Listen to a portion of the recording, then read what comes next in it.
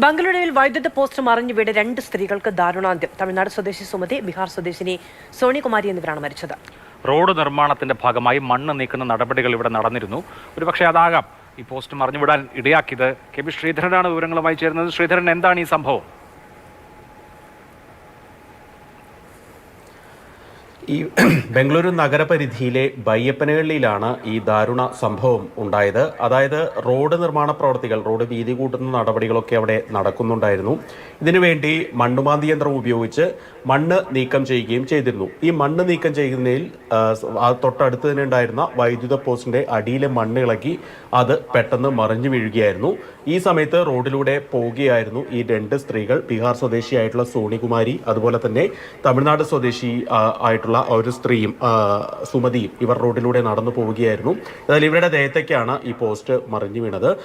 അവരുടെ തലയ്ക്ക് ഉൾപ്പെടെ ഗുരുതരമായി പരിക്കേൽക്കുകയും ചെയ്തു. സംഭവ സ്ഥലത്ത് വെച്ച് ഇവരുടെ മരണം സംഭവിച്ചു. ഇതിൽ സോണികുമാരി 4 മാസം ഗർഭിണിയായിട്ടുള്ള സ്ത്രീ കൂടിയായിരുന്നു എന്നുള്ളതാണ് ഏറ്റവും സങ്കടപ്പെടുത്തുന്ന ഒരു കാര്യം. ഉടൻ തന്നെ അവരെ ആശുപത്രിയിലേക്ക് എത്തിക്കാൻ നോക്കിയെങ്കിലും ജീവൻ അവിടെ വെച്ച് തന്നെ നഷ്ടപ്പെടുകയാണ് ഉണ്ടായത്. ഏതായാലും ഈ മണ്ണുമാന്തി യന്ത്രം പ്രവർത്തിപ്പിച്ചിരുന്ന ഡ്രൈവറെ കസ്റ്റഡിയിൽ എടുത്തിട്ടുണ്ട്. അലക്ഷ്യമായാണ് ഇയാൾ ജോലികൾ ചെയ്തിരുന്ന, അല്ലെങ്കിൽ മണ്ണുമാന്തി യന്ത്രം മണ്ണ് നീക്കുന്ന ജോലികൾ ചെയ്തത് എന്നുള്ള ഒരു കാര്യവും പോലീസ് പറയുന്നുണ്ട്. ഏതായാലും നിർമ്മാണ കരാർ എടുത്ത കമ്പനിക്കെതിരെയും കേസെടുക്കാനുള്ള നടപടികളാണ്. 2 ജീവനുകൾ നഷ്ടപ്പെട്ടിരിക്കുന്നു. ആരുടെ വീഴ്ചയോ ആരുടെ അനാസ്ഥയോ ആവട്ടെ, അത് ഒരു ഗർഭിണിയായ സ്ത്രീ അടക്കം ബാംഗ്ലൂർ നഗരത്തിലാണ് ഈ സംഭവം ഉണ്ടായിരിക്കുന്നത് താനും.